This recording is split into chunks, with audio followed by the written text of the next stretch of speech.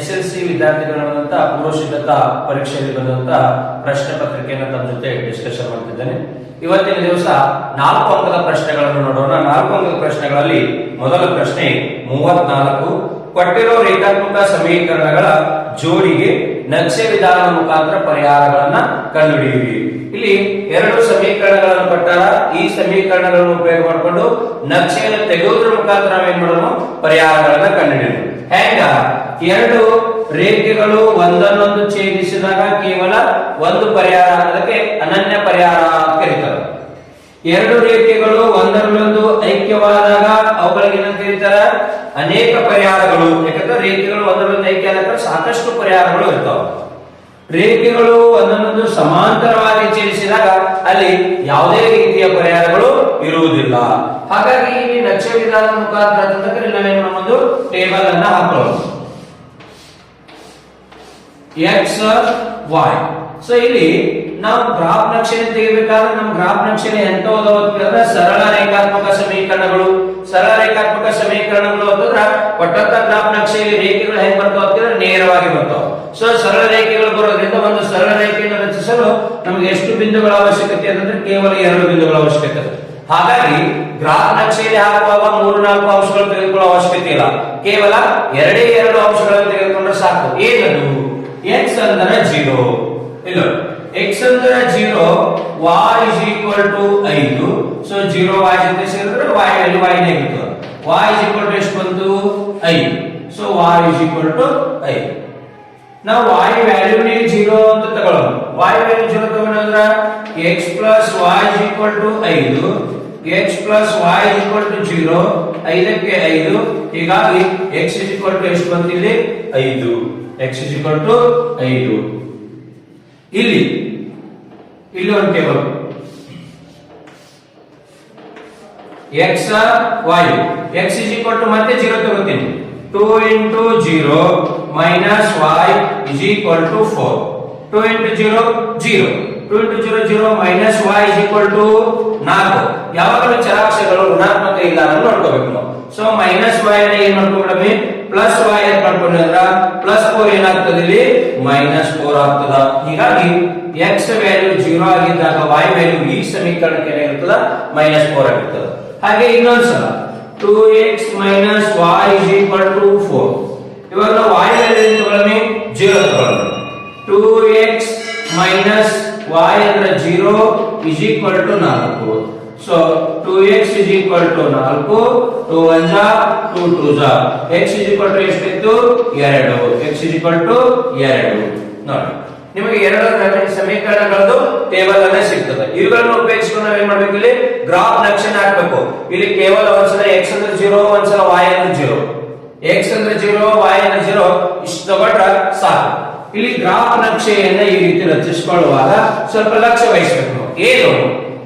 x value highest ಅನ್ನ ಮಾತ್ರ ಎಷ್ಟು ಅದಾವ್ರಿ? 0. ಇಲ್ಲಿ 5 ಅದ, ಇಲ್ಲಿ 0 2. ಅಂದ್ರೆ x ಅಕ್ಷದಲ್ಲಿ ಪಾಸಿಟಿವ್ ನಂಬರ್ಸ್ 5 ಬಂದ್ರೆ ಸಾಕು ನಮಗೆ. ಅಂದ್ರ 0 1 2 3 4 5. ಹಾಗೆ y ವ್ಯಾಲ್ಯೂ ಎಷ್ಟು ಅದ? ಹೈಯೆಸ್ಟ್ ಇಲ್ಲಿ 5, ಇಲ್ಲಿ ಮೈನಸ್ ತನಕ ಅದ. ಅಂದ್ರೆ ಇಲ್ಲಿ y ವಿಷಯ ಇಲ್ಲಿ ತನಕ ಬೇಕು ನಮಗೆ ಕಡ್ಡಾಯವಾಗಿ ಅಂತಂದ್ರೆ ಕನಿಷ್ಠ ಒಂದು 5 ಅಂಶಗಳಷ್ಟು ಆದರೂ ಬೇಕು. ಆಮೇಲೆ ಇಲ್ಲಿ -1 -2 -3 -4 -1 -2 -3 -4 ಸೊ ಇದರಲ್ಲಿ ನಾವು ಈ x ಅಂಶ ಮತ್ತು y ಅಂಶಗಳನ್ನು ಗಮನದಲ್ಲಿಟ್ಟುಕೊಂಡು ಸ್ಕೇಲ್ ಬರೀಬೇಕು. ಈ ಗ್ರಾಫ್ ನಕ್ಷೆಯಲ್ಲಿ ಸ್ಕೇಲ್ ಇಂಪಾರ್ಟೆಂಟ್. ಏನ್ ಸ್ಕೇಲ್ ತಗೊಂಡಿವಿ? ಇದು x x dash y y dash. x ಅಕ್ಷ 1 ಸೆಂಟಿಮೀಟರ್ ಗೆ ನಾನು ಒಂದೊಂದು ಮೂಲಮಾನ ತಗೊಂಡಿನಿ. ಇಲ್ಲಿ ಗ್ರಾಫ್ ನಕ್ಷೆ ಅಂತ ತೆಗಿತಿರಲ್ಲ, ಗ್ರಾಫ್ ನಕ್ಷೆ ಮೇಲೆ ಬಲಬದಿ ಮೂಲೆ ಒಳಗೆ ಬರೀಬೇಕು. ನಾನು ಏನ್ ಬರೀಬೇಕು ಇಲ್ಲಿ? x ಅಕ್ಷ is equal to 1 centimetre is equal to 1 ಮೂಲಮಾನ. x ಅಕ್ಷದಲ್ಲಿ 1 ಸೆಂಟಿಮೀಟರ್ಗಳನ್ನ ನಾನು ಒಂದೊಂದು ಮೂಲಮಾನ ಅಂತ ತಿಳ್ಕೊಂಡಿನಿ. ಹಾಗೆ y ಅಕ್ಷದಲ್ಲಿ ಕೂಡ 1 ಸೆಂಟಿಮೀಟರ್ is equal to 1 ಮೂಲಮಾನ. ನಿಮ್ ಗ್ರಾಫ್ ನಕ್ಷೆಯಲ್ಲಿ ಒಂದು ಚೌಕದಲ್ಲಿ ಇನ್ನೊಂದು ಚೌಕ ಎಷ್ಟು ಗ್ಯಾಪ್ ಇರ್ತದೆ ಅಂದ್ರೆ 1 ಸೆಂಟಿಮೀಟರ್ ಇರ್ತದೆ. ಹಾಗಾಗಿ 1 ಸೆಂಟಿಮೀಟರ್ ಇಸ್ಕ್ವಲ್ ಟು 1 ಮೂಲಮಾನ ಸ್ಕೇಲ್ ಅನ್ನ ಕಂಪಲ್ಸರಿ ಬರೀಬೇಕು. ಹಾಗೆ ನೀವು ಗ್ರಾಫ್ ನಕ್ಷೆ ತೆಗೆಯುವಾಗ ಗ್ರಾಫ್ ಹಾಳೆ ಮೇಲೆ ಯಾವುದೇ ರೀತಿಯಿಂದ ಪೆನ್ ಅನ್ನು ಮುಡಿಸಬೇಡ್ರಿ. ನೀವು ಕೇವಲ ಸೀಸ್ ಪೆನ್ಸಿಲ್ ಅನ್ನ ಮಾತ್ರ ಉಪಯೋಗಿಸಿಕೊಳ್ಳಿ. ಇವಾಗ ಬೆಲೆಗಳನ್ನ ತುಂಬ್ತೀನಿ ನೋಡಿ. x 0 ಆಗಿದ್ದಾಗ y 5 ನೋಡಿ. x 0 ಆಗಿದ್ದಾಗ y 5. ಇಲ್ಲಿ x 5 ಆಗಿದ್ದಾಗ y 0, x 5 ಆಗಿದ್ದಾಗ y 0. ಹೀಗಾಗಿ ಎರಡು ಬಿಂದುಗಳನ್ನು ನಾನು ಏನು ಮಾಡ್ತೀನಿ, ಕೂಡಿಸ್ತೀನಿ. ನೆಕ್ಸ್ಟ್ ಎರಡನೇ ಕಾಲಮ್, x 0 ಆಗಿದ್ದಾಗ y -4, x 0 ಆಗಿದ್ದಾಗ y ಏನಾಗಿದೆ -4 ಆಗದ. ನೆಕ್ಸ್ಟ್ x 2 ಆಗಿದ್ದಾಗ y 0, x 2 ಆಗಿದ್ದಾಗ y 0 ಅಂದ್ರೆ ಮ್ಯಾಗ ಹೋಗೋ ಅಂಶ ಬರ್ತದೆ, ಕೆಳಗೆ ಹೋಗೋ ಅಂಶ ಬರ್ತದೆ. 0 ಅಂದ್ರೆ ಎಲ್ಲಿ ಇರಬೇಕು, ಇಲ್ಲೇ ಇರಬೇಕು. ಹೀಗಾಗಿ ಈ ರೀತಿ ಇದನ್ನು ಕೂಡಿಸಿದಾಗ ಇಷ್ಟಕ್ಕೆ ಬಿಡುವುದಿಲ್ಲ. ನಾವು ಈ ರೇಖೆ ಏನ್ ಮಾಡಬೇಕು, ಮುಂದುವರಿಸಿದ ಎರಡು ರೇಖೆಗಳು ಏನದು ಒಂದಕ್ಕೊಂದು ಛೇದಿಸುದು. ರೇಖೆಗಳು ಒಂದಕ್ಕೊಂದು ಛೇದಿಸಿದ್ರ ಪರಿಹಾರಗಳು ಎಷ್ಟಿರ್ತಾವ, ಕೇವಲ ಒಂದು ಪರಿಹಾರಗಳಿರ್ತಾವ.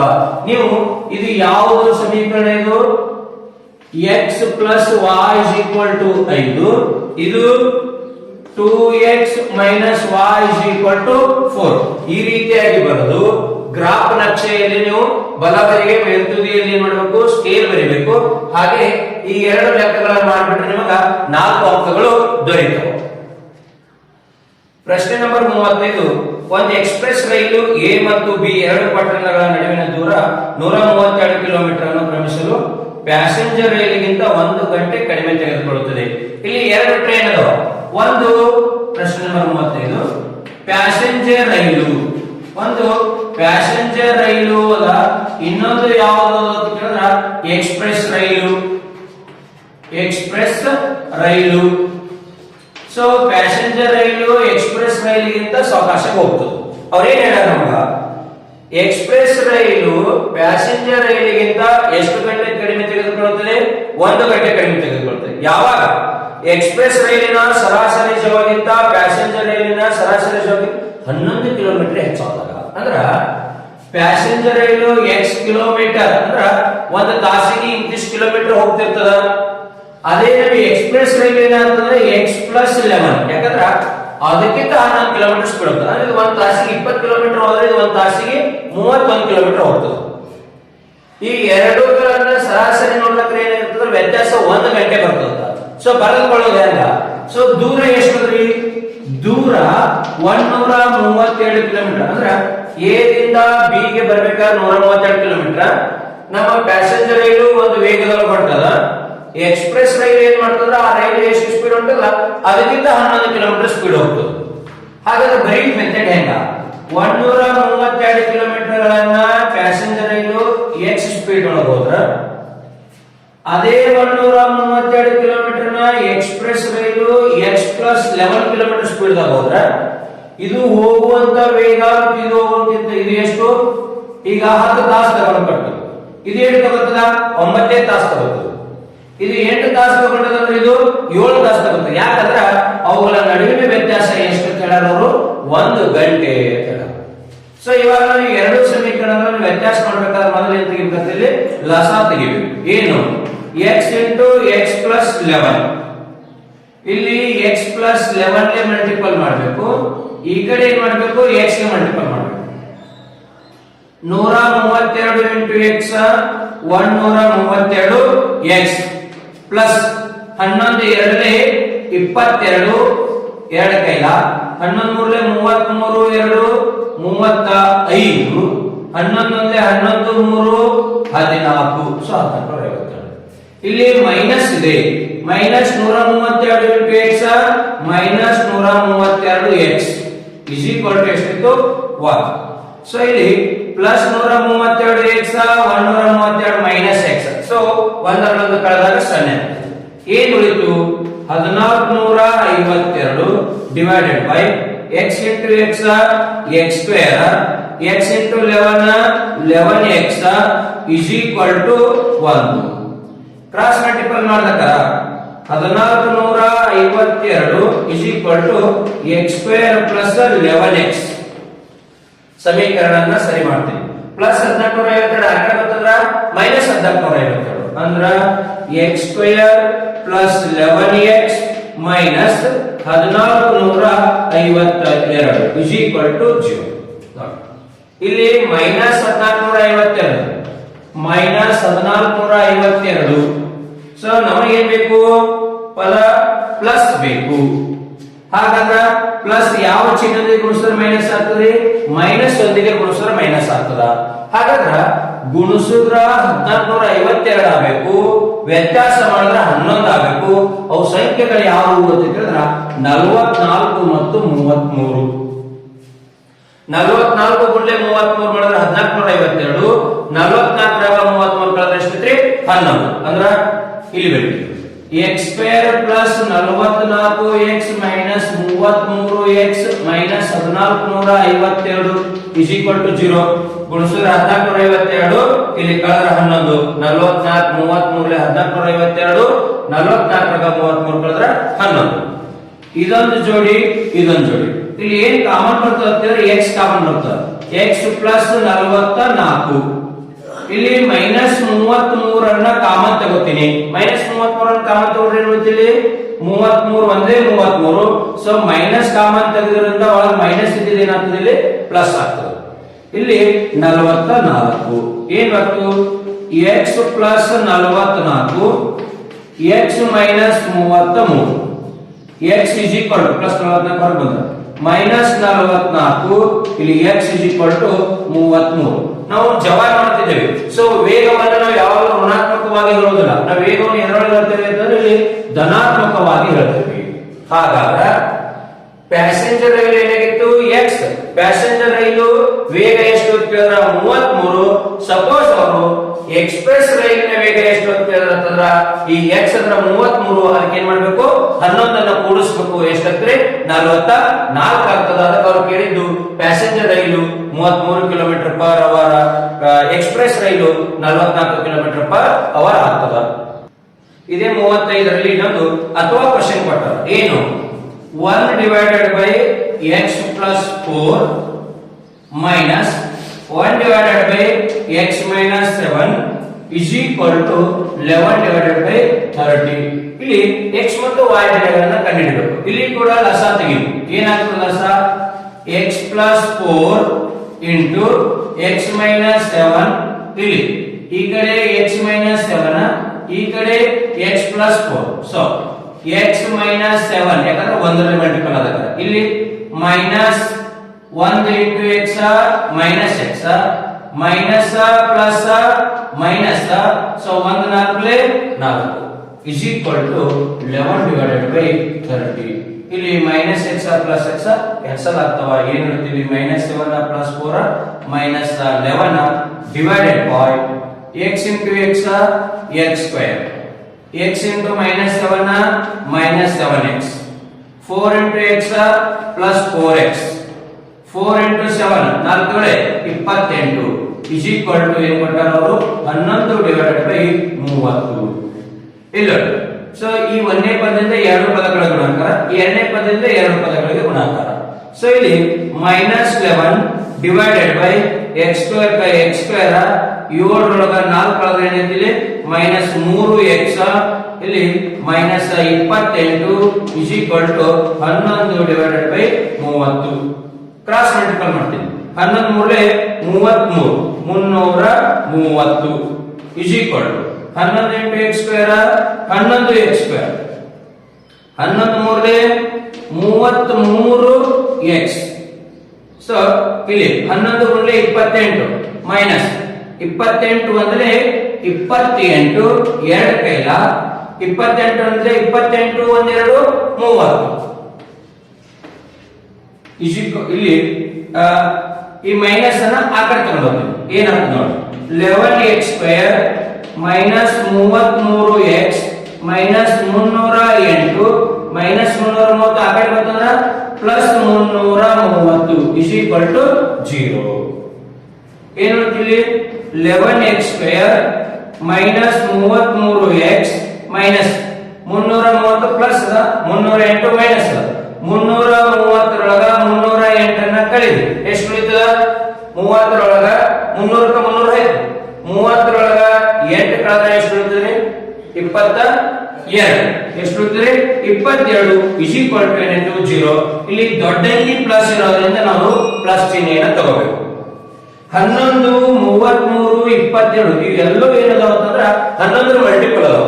ಹಾಗಾಗಿ ನಾನು ಏನ್ ಮಾಡ್ತೀನಿ, ಇಲ್ಲಿ 11 ರಿಂದ ಭಾಗಾಕಾರ ಮಾಡ್ತೀನಿ. 11 ಅಂದ್ರೆ 11, 11 ಮೂರಲೆ 33, 11 ಎರಡಲೆ 22 ಇಸ್ ಈಕ್ವಲ್ ಟು 0. ಗುಣಿಸಿದ್ರೆ 2 ಆಗಬೇಕು, ಇಲ್ಲಿ ಮೈನಸ್ ಇದು ಹೇಳ್ಕೊಡ್ತೀನಿ. 2 ನಮ್ಮ ಉತ್ತರ ಏನ್ ಬರಬೇಕು, ಮೈನಸ್ ಬರಬೇಕು. ಸೊ ಇಲ್ಲಿ +2 ಅದ. ಹಾಗಾದ್ರೆ ಮೈನಸ್ ಯಾವ ಜೊತೆಗೆ ಗುಣಿಸಿದ್ರೆ ಪ್ಲಸ್ ಆಗ್ತದೆ, ಮೈನಸ್ ಜೊತೆಗೆ ಗುಣಿಸಿದ್ರೆ ಪ್ಲಸ್ ಆಗ್ತದೆ. ಹಾಗಾಗಿ ನಾನು ಏನ್ ತಗೋತೀನಿ ಅಂತ ಹೇಳಿದ್ರೆ 2 ಒಂದಲೇ 2, ಮೈನಸ್ ಪ್ಲಸ್ 2 1 3. ಹೀಗಾಗಿ x² minus 2x minus x last ಏನಂದ್ರೆ +2. ಇದೊಂದು ಜೋಡಿ ಇದೊಂದು ಜೋಡಿ. ಇಲ್ಲಿ ಏನ್ ಕಾಮನ್ ತೆಗಿತೀವಿ ಅಂತ ಹೇಳಿದ್ರೆ x ಕಾಮನ್ ತೆಗಿತೀವಿ. x ಕಾಮನ್ ತೆಗೆದ್ರೆ ಏನು ಉಳಿತೀವಿ, x ಮೈನಸ್ 2. ಇಲ್ಲಿ -1 ಕಾಮನ್ ತೆಗಿತೀನಿ, ಯಾಕಂದ್ರೆ ಏನು ಕಾಮನ್ ತೆಗೆಯಕ್ಕೆ ಬರೋದ್ರೆ ಈ ಚಿಹ್ನೆ ಕಾಮನ್ ತೆಗಿಬೇಕು. ಜೊತೆಗೆ ಎರಡರಲ್ಲಿ ಯಾವ ಸಂಖ್ಯೆ ಇದ್ದರೆ 1 ಅನ್ನ ಕಾಮನ್ ತಗೋತೀವಿ. ಒಳಗೆ ಏನು ಉಳಿತು x, ಇಲ್ಲಿ ಮೈನಸ್ ಕಾಮನ್ ತೆಗೆದ್ರಿಂದ -2.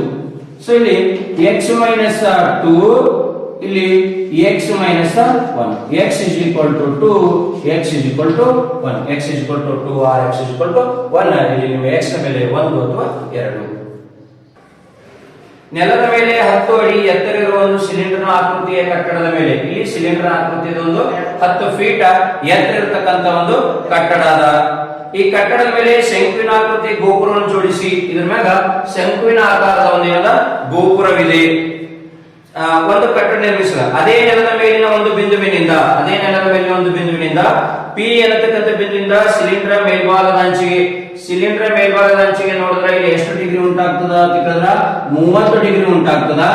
ಅದೇ ಬಿಂದುವಿನಿಂದ ಗೋಪುರದ ಶೃಂಗಕ್ಕೆ ನೋಡಿದ್ವಿ ಅಂದ್ರೆ ಎಷ್ಟು ಉಂಟಾಗ್ತದೆ, 45 ಡಿಗ್ರಿ ಉಂಟಾಗ್ತದ. ಹಾಗಿದ್ರೆ ಸಿಲಿಂಡರ್ನ ವೃತ್ತಾಕಾರದ ಪಾದದ ಹೊರವ್ಯಾಸ, ಇಲ್ಲಿ ಪಾದ ಕೊಟ್ಟರ ವ್ಯಾಸ ಎಷ್ಟು ಕೊಟ್ಟರೆ 9.4 ಕೊಟ್ಟಾರ. ಹಾಗಾದ್ರೆ ಶಂಕುವಿನ ಆಕೃತಿಯ ಗೋಪುರದ ಎತ್ತರ ಅವ್ರಿಗೆ ಏನ್ ಬೇಕಾಗದಂದ್ರ ಈ ಇಷ್ಟೇ ಬೇಕಾಗದ, AE ಬೇಕಾಗದ.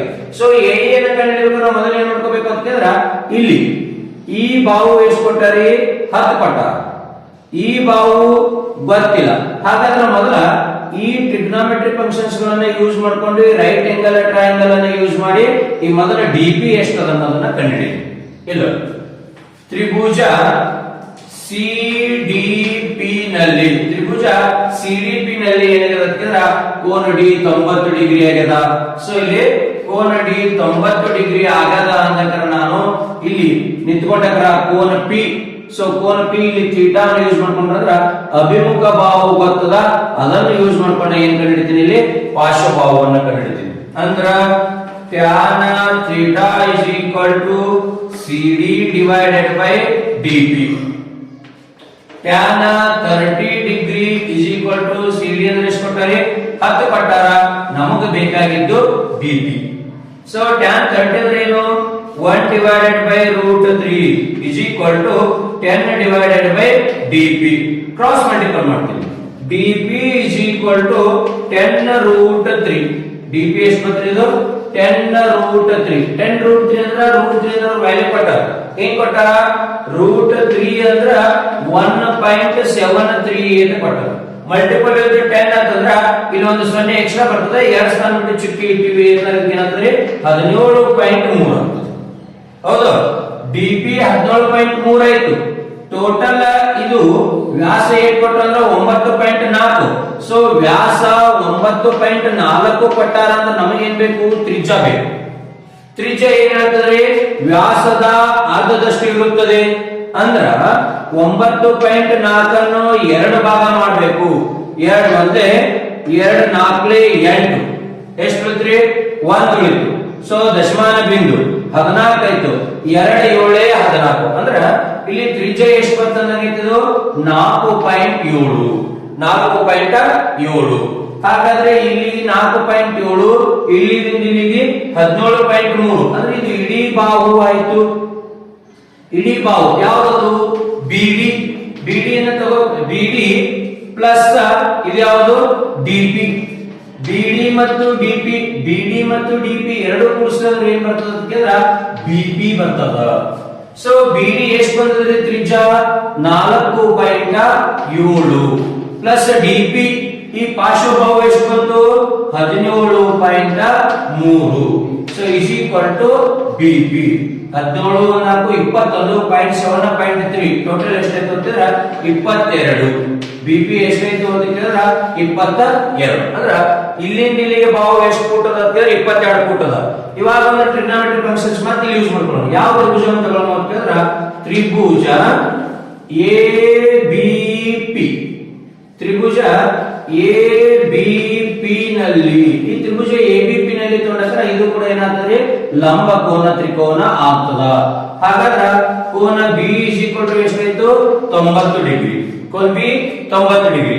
ಇಲ್ಲಿ ನೋಡಿ, ಇಲ್ಲಿ ಪಿ ಬಿಂದುವಿನಿಂದ ಈ ಶಿಖರದ ತುದಿಯನ್ನು ನೋಡಿದ್ರೆ ಎಷ್ಟು ಡಿಗ್ರಿ ಉಂಟಾಗಲಿಕ್ಕಂತ 45 ಡಿಗ್ರಿ. 45 ಡಿಗ್ರಿ ಉಂಟಾಗಲಿಕ್ಕಂತ ನಾವು ಅರ್ಥ ಮಾಡ್ಕೋಬೇಕು. ಲಂಬ ಕೋನ ತ್ರಿಕೋನದಲ್ಲಿ ಒಂದು 90 ಡಿಗ್ರಿ, ಒಂದು 45 ಡಿಗ್ರಿ, ಇನ್ನೊಂದು ಕೂಡ 45 ಡಿಗ್ರಿ ಇರ್ತದ. ಇದು ಸಮದ್ವಿ ಬಾಹು ತ್ರಿಭುಜವನ್ನ ಅಪ್ಲೈ ಮಾಡ್ಕೊಳ್ತದೆ. ಸಮದ್ವಿ ಬಾಹು ತ್ರಿಭುಜದಲ್ಲಿ ಅಭಿಮುಖ ಬಾಹುಗಳು ಒಂದಕ್ಕೊಂದು ಸಮವಾಗಿರುತ್ತವೆ. ಯಾವ ಅಭಿಮುಖ ಬಾಹುಗಳು ಅಂತಂದ್ರೆ ಸಮಕೋನಗಳ ಅಭಿಮುಖ ಬಾಹುಗಳು. ಹಾಗಾದ್ರೆ ಇದು 22 ಫೂಟ್ ಬಂತಂದ್ರೆ ಇದು ಎಬಿ ಕೂಡ 22 ಫೂಟೇ ಬರಬೇಕು. ಇಲ್ಲ tan 45 is equal to AB divided by BB. tan 45 ಅಂದ್ರೆ ಎಷ್ಟು 1 is equal to AB. BB ಎಷ್ಟು ಬಂದದ್ರಿ 22. ಕ್ರಾಸ್ ಮಲ್ಟಿಪಲ್ ಮಾಡಿ AB is equal to ಎಷ್ಟು ಬಂದ್ರಿ 22 ಫೂಟ. ನೋಡಿ ಇಲ್ಲಿಂದ ಇಲ್ಲಿಗೆ AB 22 ಫೂಟ. ನಮಗೆ ಬೇಕಾಗಿದ್ದು ಏನು ಬರೀ ಶಿಖರದ ಎತ್ತರ ಕೇಳಲ್ಲ. ನೋಡಿ ಶಿಖರದ ಎತ್ತರ AE is equal to ಇದು ಇಷ್ಟೇ ಬೇಕಾದ್ರೆ ಏನ್ ಮಾಡಬೇಕು AB ಒಳಗ EB ಅನ್ನ ಕಳೆಯಬೇಕು. ನೋಡಿ AB ಮೈನಸ್ EB. ನೋಡಿ EB ಅಂದ್ರೆ ಒಂದೇ, CD ಅಂದ್ರೆ ಒಂದೇ. AB ಎಷ್ಟು ಬಂದ್ರಿ 22 ಫೂಟ್. ಟೋಟಲ್ ಎಷ್ಟು ಬಂದ್ರಿ 22 foot.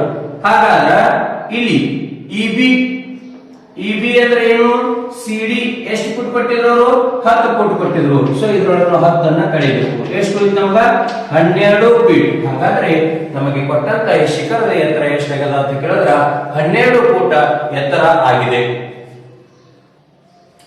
AB 5 centimetre, BC 7 centimetre, AC 6 centimetre ಇರುವಂತೆ ತ್ರಿಭುಜ ABC ಅನ್ನು ರಚಿಸಿ ನಂತರ ಮತ್ತೊಂದು ತ್ರಿಭುಜವನ್ನು ಅದರ ಬಾಹುಗಳ ತ್ರಿಭುಜ ABC ಯ ಅನುರೂಪ ಬಾಹುಗಳು 3:4 ಇರಬೇಕು.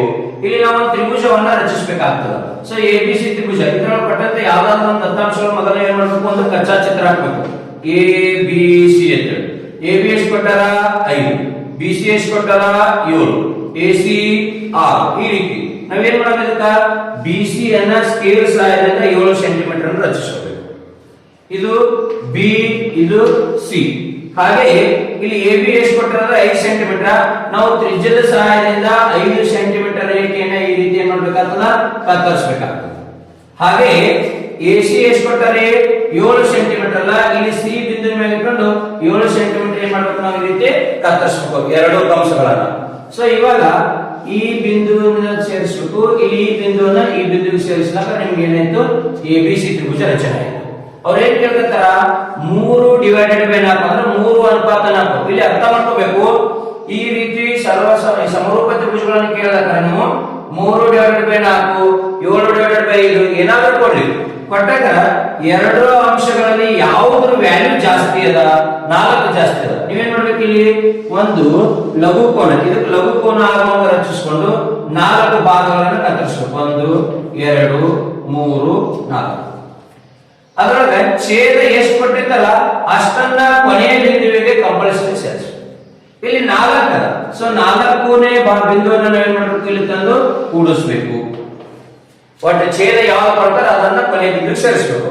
ಇಲ್ಲಿ ಅಂಶ ಎಷ್ಟಿತ್ತು 3 ಭಾಗ. ಅಂದ್ರ ಅಂಶ ಕಡಿಮೆ ಅದಂದ್ರೆ ಚಿತ್ರ ಏನಾಗ್ತಂದ್ರೆ ತ್ರಿಭುಜಗಳ ಒಳಗಡೆ ಬರ್ತದೆ, ಅಂಶ ಜಾಸ್ತಿ ಅದಂದ್ರೆ ಚಿತ್ರ ತ್ರಿಭುಜದ ಹೊರಗಡೆ ಹೋಗ್ತದ. ಅರ್ಥ ಆಗ್ತದ? ಸೊ ಹಾಗಾದ್ರೆ ಇಲ್ಲಿಗೆ ನಾವು ಇದು ಭಾಗ ಎಷ್ಟು ಚಂದ ಒಳ್ಳೆದಲ್ಲ, ನಾವು ಅಷ್ಟೇ ಕರೆಕ್ಟ್ ಬಳಸ್ಬಿಟ್ರೆ ಏನ್ ಮಾಡ್ಬೇಕು, ಇಲ್ಲಿ ತ್ರಿಜ್ಯವನ್ನು ಇಟ್ಕೊಂಡು ಏನ್ ಮಾಡ್ಬೇಕು, ಈ ರೀತಿ ಒಂದು ಕಂಸವನ್ನು ಕಟ್ ಮಾಡಬೇಕು. ಹಾಗೆ ಇಲ್ಲಿ 3ನೇ ಬಿಂದು ಕಂಸವನ್ನ ಕಟ್ ಮಾಡಬೇಕು. ಈ ಕಂಸದ ಅಳತೆ ಎಷ್ಟದನ್ನೋದನ್ನ ಕೈವಾರದ ಸಹಾಯದಿಂದ ನೋಡ್ಕೊಂಡು ಅಷ್ಟನ್ನೇ ಕಟ್ ಮಾಡಿ ಗುರುತಿಸ್ಕೋಬೇಕು. ಅವಾಗ ಈ ಮೂರನೇ ಬಿಂದು ಕತ್ತರಿಸಿದ ಬಿಂದುವನ್ನು ಎರಡನ್ನ ಸ್ಕೇಲ್ ಪಟ್ಟಿ ಸಹಾಯದಿಂದ ಈ ರೀತಿ ಕೂಡಿಸಬೇಕು. ನೆಕ್ಸ್ಟ್ ಇಲ್ಲಿ ಎಷ್ಟು ಭಾಗದತೆ ನೋಡ್ಕೊಳ್ಳೋದಂದ್ರೆ ಇಲ್ಲಿ ಕೈವಾರ ಇಟ್ಕೊಂಡು ಇಟ್ ಕಂಸ ಹೇಳಬೇಕು. ಈ ಬಿಂದುವಿನ ಮೇಲೆ ಕಂಸ ಕಟ್ ಆಗಿದ್ದಲ್ಲ, ಗೆರಿ ಬಿಂದುವಿನ ಮೇಲೆ ಇಟ್ಕೊಂಡು ಮಾಡಬೇಕು. ಇಲ್ಲಿ ಕೂಡ ಒಂದು ಕಂಸನ ರಚಿಸಬೇಕು. ಇಲ್ಲಿ ಎಷ್ಟು ಕಂಸದ ಅಳತೆ ಅದಲ್ಲ, ಇಲ್ಲಿ ಕೂಡ ಕಂಸದ ಅಳತೆ ಅಟ್ಟನ್ನ ಕಟ್ ಮಾಡಿದ್ರೆ ಈ ಛೇದಕ ಬಿಂದು ಹಾಗೂ ಈ ಮೂರನೇ ಬಿಂದುವನ್ನು ನೀವು ಮಾಡಬೇಕು, ಈ ರೀತಿ ಕೂಡಿಸಬೇಕು. ಇಲ್ಲಿ ಎ ಅದರ ಒಳಗಿನ ಏನು ತಿಳ್ಕೋಬೇಕು, A1 ಅಂತ ಬರೀಬೇಕು. ಇಲ್ಲಿ ಸಿ ಅದಕ್ಕೆ ಏನಂತ ಬರೀಬೇಕು, C1 ಅಂತ ಬರೀಬೇಕು. ಇವುಗಳಿಗೆಲ್ಲ ಏನ್ ಬರೀಬೇಕಂದ್ರ A1 A2 A3 A4 ಇಷ್ಟು ಬರೆದ್ರ ನಿಮ್ದು ಈ ಚಿತ್ರ ರೆಡಿ ಆಗ್ತದ. ಇದಕ್ಕ 4 ಅಂಕಗಳು ದೊರೆಯುತ್ತವೆ. ಇಷ್ಟೇ, ಇದು 4 ಅಂಕಗಳಿಗೆ ಇಷ್ಟೇ ಆಗ್ತದೆ. ಇಲ್ಲಿಗೆ ನಿಮ್ಮ 4 ಅಂಕದ ಪ್ರಶ್ನೆಗಳು ಮುಕ್ತಾಯ ಆಗ್ತದೆ. ಒಟ್ಟು 4 ಅಂಕದ 4 ಪ್ರಶ್ನೆಗಳು ಇರ್ತಾವ. ಅದ್ರಾಗ ಒಂದು ಅಥವಾ ಕ್ವಶನ್ ಬಂದಿರ್ತದೆ. ಅಥವಾ ಕ್ವಶನ್ ಅಂದ್ರೆ ಅದೇ ಪಾಠಕ್ಕೆ ಸಂಬಂಧಪಟ್ಟಂತೆ ಪ್ರಶ್ನೆ ಇರ್ತದೆ. ಹೀಗಾಗಿ ಇಲ್ಲಿವರೆಗೆ 4 ಅಂಕದ ಪ್ರಶ್ನೆಗಳು ಮುಗಿತಾವ. ಇನ್ನ ಕೊನೆಯ ಒಂದು 5 ಅಂಕದ ಪ್ರಶ್ನೆ ಅದ, ಪೈಥಾಗೋರಸನ ಪ್ರಮೇಯ. ಅದನ್ನು ಕೂಡ ಇವಾಗಲೇ ಹೇಳ್ಬಿಡ್ತೀನಿ. 5 ಅಂಕದ ಪ್ರಶ್ನೆ ಪೈಥಾಗೋರಸನ ಪ್ರಮೇಯವನ್ನು ನಿರೂಪಿಸಿ ಮತ್ತು ಸಾಧಿಸಿ. ಇಲ್ಲಿ ನಿರೂಪಿಸಿ ಮತ್ತು ಸಾಧಿಸಿ ಅಂದ್ರೆ, ನಿರೂಪಿಸಿ ಅಂತಂದ್ರ ಇದರದ್ದು ಸ್ಟೇಟ್ಮೆಂಟ್ ಅನ್ನ ಬರೀಬೇಕು. ಏನಂತ ಪೈಥಾಗೋರಸನ ಪ್ರಮೇಯ, ಒಂದು ಲಂಬಕೋನ ತ್ರಿಭುಜದಲ್ಲಿ ವಿಕರ್ಣದ ಮೇಲಿನ ವರ್ಗವು ಉಳಿದೆರಡು ಬಾಹುಗಳ ವರ್ಗಗಳ ಮೊತ್ತಕ್ಕೆ ಸಮ. ಇದು ಸ್ಟೇಟ್ಮೆಂಟ್. ಇದಕ್ಕೆ 1 ಅಂಕ ಇರ್ತದೆ. ಇನ್ನ ಸಾಧಿಸಿ ಅಂದಲ್ಲ, ಈ ಸಾಧಿಸಿ ಅಂದಕ್ಕೆ ಏನಾಗಿರ್ತದೆ ಅಂದ್ರೆ 4 ಅಂಕಗಳು ಇರ್ತದ. ಸೊ ಇನ್ನ ದತ್ತ ಬರ್ಕೋಬೇಕು. ಏನ್ ದತ್ತ ಬರ್ಕೋತೀರಿ, ತ್ರಿಭುಜ ABC ಒಂದು ಲಂಬಕೋನ ತ್ರಿಭುಜ. ತ್ರಿಭುಜ ABC ಒಂದು ಲಂಬಕೋನ ತ್ರಿಕೋನ.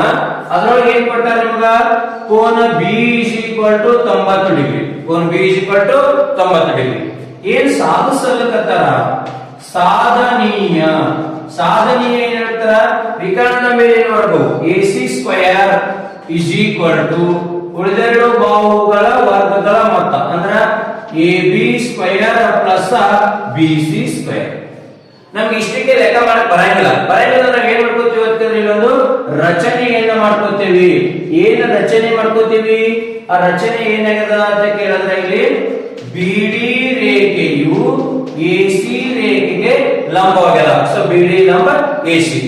ಇಷ್ಟಾದ ನಂತರ ನಮ್ಮ ಸಾಧನೆ ಪ್ರಾರಂಭ. ಇಲ್ಲ ಸರ್, ಈಗ ABC ಅನ್ನತಕ್ಕಂಥದ್ದು ಮುಖ್ಯ ತ್ರಿಭುಜ, ರಚನೆ ಆದ ತ್ರಿಭುಜ ADB. ಈ ಎರಡು ತ್ರಿಭುಜಗಳನ್ನ ಹೋಲಿಸ್ತೀವಿ. ತ್ರಿಭುಜ ABC ಮತ್ತು ತ್ರಿಭುಜ ADB ಗಳಲ್ಲಿ ಈ ಮುಖ್ಯ ತ್ರಿಭುಜ ಮತ್ತು ರಚನೆಯಾದಂತ ತ್ರಿಭುಜಗಳನ್ನ ಹೋಲಿಕೆ ಮಾಡ್ತೀನಿ. ಇಲ್ಲಿ ABC ಮತ್ತು ABD ಈ ದೊಡ್ಡ ತ್ರಿಭುಜ ಹಾಗೂ ಚಿಕ್ಕ ತ್ರಿಭುಜಗಳಲ್ಲಿ ಏನು ಹೊಂದಾಣಿಕೆ ಅದಾವ ಅಂತ ಕೇಳಿದ್ರೆ, ABC ಯಲ್ಲಿ 90 ಡಿಗ್ರಿ ಅದ, ADB ಯಲ್ಲಿನೂ ಕೂಡ 90 ಡಿಗ್ರಿ ಅದ. ಇಲ್ಲ, cone ABC cone ADB 90 degree. ಯಾಕೆ ಅಂದರೆ ದತ್ತ ಮತ್ತು ರಚನೆ ಅವರೇ ಪಟ್ಟಿದ್ರು 90, ನಾನು ರಚನೆ ಮಾಡ್ಕೊಂಡಿನಿ 90. ಇನ್ನು ಎರಡನೇ ಕೋನ BAC ಕೋನ BAD. ಯಾಕೆಂದರೆ BAC ಮತ್ತು BAD ಗಳು ಒಂದಕ್ಕೊಂದು ಸಮ. ಯಾಕಂತ ಕೇಳಿದ್ರ ಈ ಕೋನವು ಇದಕ್ಕೂ ಅಷ್ಟೇ ಇರ್ತದ, BAD ಅಷ್ಟೇ ಇರ್ತದ. ಹೀಗಾಗಿ ಇದಕ್ಕೆ ಏನಂತ ಕರೀತಾರ ಅಂತ ಕೇಳಿದ್ರ ಉಭಯ ಸಾಮಾನ್ಯ ಕೋನ. ಉಭಯ ಸಾಮಾನ್ಯ ಕೋನ. ಎರಡು ತ್ರಿಭುಜದ ಎರಡೆರಡು ಕೋನಗಳು ಸಮ ಆಗಿದ್ದವು ಅಂದ್ರ ಮೂರನೇ ಕೋನವು ಕೂಡ 100ಕ್ಕೆ 100 ಏನಾಗಿರ್ತದೆ, ಸಮ ಆಗೇ ಆಗಿರ್ತದ. ಆದ್ದರಿಂದ ತ್ರಿಭುಜ ABC ಸಮರೂಪ ತ್ರಿಭುಜ ADB. ಯಾಕೆ ಕಾರಣ ಕೇಳ್ತಾರ, ಕೋನ ನಿರ್ಧಾರಕ ಗುಣ. ಒಂದು ತ್ರಿಭುಜದ ಎರಡು ಕೋನಗಳು ಇನ್ನೊಂದು ತ್ರಿಭುಜ ಎರಡು ಕೋನಗಳಿಗೆ ಒಂದಕ್ಕೊಂದು ಸಮ ಆಗಿದ್ದಪ್ಪ ಅಂತಂದ್ರ ಆ ಎರಡು ತ್ರಿಭುಜಗಳು ಸಮರೂಪ ತ್ರಿಭುಜಗಳಾಗಿರ್ತಾವ. ಕೋನ ನಿರ್ಧಾರಕಗಳ ಗುಣಗಳ ಮೇಲೆ ಎರಡು ತ್ರಿಭುಜಗಳು ಸಮರೂಪ ಆಗ್ಯಾವ ಅಂತಂದ್ರೆ ಅವುಗಳ ಬಾಹುಗಳು ಕೂಡ ಏನಾಗಿರ್ತಾರೆ, ಸಮಾನುಪಾತ. ABC ತ್ರಿಭುಜದ ಲಂಬ ಎತ್ತರ AB ಅನುರೂಪ ತಗೋಬೇಕಲ್ಲ. ಸೊ ADB ತ್ರಿಭುಜದ್ದು ಲಂಬ ಎತ್ತರ AD. Is equal to ABC ತ್ರಿಭುಜದ ವಿಕರ್ಣ ಎಸಿ, ಎಡಿಬಿ ತ್ರಿಭುಜದ ವಿಕರ್ಣ ಎಬಿ, ಇಲ್ಲ AB into AB AB square cross multiple is equal to AD into AC AD into AC ಸಮೀಕರಣ 1. ಹಾಗೆಯೇ ಮುಖ್ಯ ತ್ರಿಭುಜ ಎಬಿಸಿ ಮತ್ತು ಬಿಡಿಸಿ ಈ ತ್ರಿಭುಜಗಳು ಮೊದಲ ದೊಡ್ಡದು ಮ್ಯಾಗಿನ ಹೋಲಿಸಿದ್ದೆ, ಇವಾಗ ದೊಡ್ಡ ತ್ರಿಭುಜ ಮತ್ತು ಕೆಳಗಿನ ತ್ರಿಭುಜ ಏನ್ ಮಾಡ್ತೀನಿ ಹೋಲಿಸ್ತೀನಿ. ಇಲ್ಲ ತ್ರಿಭುಜ ಎಬಿಸಿ ಮತ್ತು ತ್ರಿಭುಜ ಬಿಡಿಸಿ ಗಳಲ್ಲಿ ಇವೆರಡಕ್ಕೂ ಹೋಲಿಕೆಯನ್ನ ಮಾಡ್ತೀನಿ. ಏನು ಇಲ್ಲಿ ದೊಡ್ಡ ತ್ರಿಭುಜದ ಪಾದ ಏನ್ ತಗೋತೀನಿ ಬಿಸಿ ತಗೋತೀವಿ, ಇಲ್ಲಿ ಡಿಸಿ ತಗೋತೀವಿ. ಹಾಗಾದ್ರೆ ತಗೋಬೇಕಾದ್ರೆ ಹೋಲಿಕೆ ಮಾಡ್ಬೇಕಲ್ಲ. ದೊಡ್ಡ ತ್ರಿಭುಜದ್ದು ಕೋನ ಎಬಿಸಿ ಇಸ್ ಈಕ್ವಲ್ ಟು ಕೋನ ಬಿಡಿಸಿ, ಕೋನ ಬಿಡಿಸಿ ಇಸ್ ಈಕ್ವಲ್ ಟು 90 ಡಿಗ್ರಿ. ಯಾಕೆಂದರೆ ದತ್ತ ಮತ್ತು ರಚನೆ, ದತ್ತ ಮತ್ತು ರಚನೆ. ಹಾಗೆಯೇ ಬಿಸಿಎ ಬಿಸಿಡಿ ಎರಡು ಅಷ್ಟೇ ಇರ್ತದೆ ಕೋನ. ಸೊ ಅದಕ್ಕೆ ಏನು ಕರಿತೀವಿ ಕೋನ ಬಿಸಿಎ ಇಸ್ ಈಕ್ವಲ್ ಟು ಕೋನ ಬಿಸಿಡಿ. ಯಾಕೆಂದರೆ ಉಭಯ ಸಾಮಾನ್ಯ ಕೋನ. ನೋಡಿ ಎರಡು ತ್ರಿಭುಜಗಳ ಎರಡು ಕೋನಗಳು ಸಮ ತಕ್ಷಣ ಎರಡು ತ್ರಿಭುಜಗಳು ಏನಾಗ್ತವ ಸಮರೂಪ ತ್ರಿಭುಜಗಳಾಗ್ತವ. ನೋಡಿ ತ್ರಿಭುಜ ಎಬಿಸಿ ಸಮರೂಪ ತ್ರಿಭುಜ ಬಿಸಿಡಿ. ಕಾರಣ ಕೇಳಿದ್ರೆ ಏನು ಕೊಡ್ಬೇಕಿಲ್ಲಿ ಕೋನ ಕೋನ ನಿರ್ಧಾರಕ ಗುಣ. ಕೋನ ಕೋನ ನಿರ್ಧಾರಕ ಗುಣ ಮೇಲೆ ಏನದು ಎರಡು ತ್ರಿಭುಜಗಳು ಸಮರೂಪ ತ್ರಿಭುಜಗಳಾದವು. ಎರಡು ತ್ರಿಭುಜಗಳು ಸಮರೂಪ ತ್ರಿಭುಜಗಳಾದ ಅನುರೂಪ ಭಾವಗಳೇನಾಗಬೇಕಿಲ್ಲಿ ಸಮಾನುಪಾತ. ಇಲ್ಲಿ ಕಂಟಿನ್ಯೂ ಮಾಡ್ತೀವಿ. ದೊಡ್ಡ ತ್ರಿಭುಜದ್ದು ಪಾದ ಬಿಸಿ, ಸಣ್ಣ ತ್ರಿಭುಜದ್ದು ಪಾದ ಡಿಸಿ ಇಸ್ ಈಕ್ವಲ್ ಟು ದೊಡ್ಡ ತ್ರಿಭುಜದ ವಿಕರ್ಣ ಎಸಿ, ಸಣ್ಣ ತ್ರಿಭುಜದ ವಿಕರ್ಣ ಲಂಬದ opposite BC. BC into BC BC square is equal to DC into AC DC ಅಥವಾ ಸಿಡಿ ಇಂಟು ಎಸಿ ಏನಾದ್ರೂ ಬರೀಬಹುದು. ಡಿಸಿ ಅಂದ್ರೆ ಒಂದೇ, ಸಿಡಿ ಅಂದ್ರೂ ಒಂದೇ ಆಗಿರ್ತದ.